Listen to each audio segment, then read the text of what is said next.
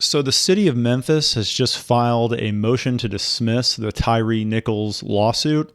And if you followed that case at all, it's a horrifying set of circumstances, an excessive force case, a wrongful death case where Tyre Nichols was violently beaten to death by Memphis police officers. And his family has sued those officers, but also the city.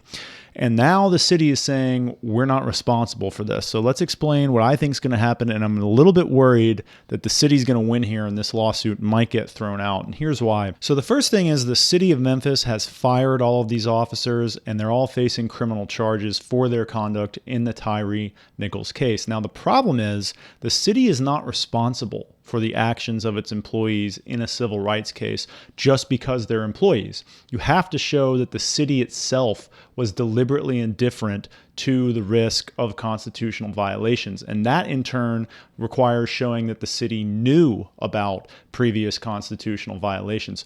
So what the family members did, the lawyers for Tyre Nichols' family did here, is they tried to say, well, look at all these prior incidents involving this Scorpion team of the Memphis police. Well, there are prior incidents, but the problem is they didn't really show that the city of Memphis was told about all these prior incidents or knew about alleged misconduct by the officers in all of these incidents. And in fact, one of the best examples of misconduct that precedes the Tyre Nichols case only happened about 3 or 4 days before. So that's not enough time to really put the city on notice.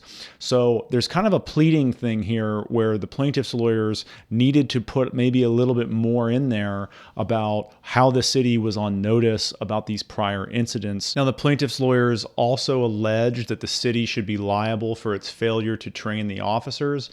I don't think that's going to work here because the conduct of the officers is so far beyond the pale of any training that they would receive. It's obvious that they were disregarding their training. And so the city has kind of set that up by disowning these officers, by hanging them out to dry, firing them and saying what they did was wrong, and having all their people say this violates this training that we provided. The city may have sort of short-circuited that claim.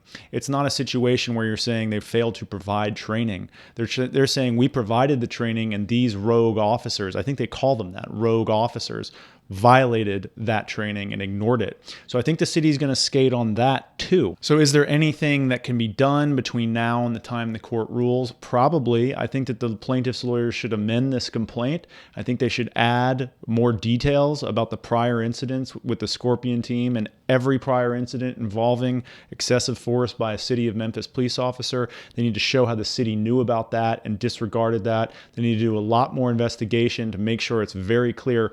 There's one other thing here, which is that the judge that they've drawn is sort of right-leaning, Republican-leaning. If you're a plaintiff's lawyer, you really need to convince this particular judge that you've got a good case. And again, there's a great case here against all these officers, but if the city just hangs them out to dry and doesn't indemnify them, which means, basically pay on their behalf, then the family of Tyre Nichols might not recover anything here because, again, there is no vicarious liability of the city merely for these officers because they're employees. You got to show the city itself did something wrong. And to show that, you got to show that they knew and knew and knew about all these prior incidents. So anyway, those are my thoughts on the Tyre Nichols lawsuit, why I'm a little concerned it might get thrown out.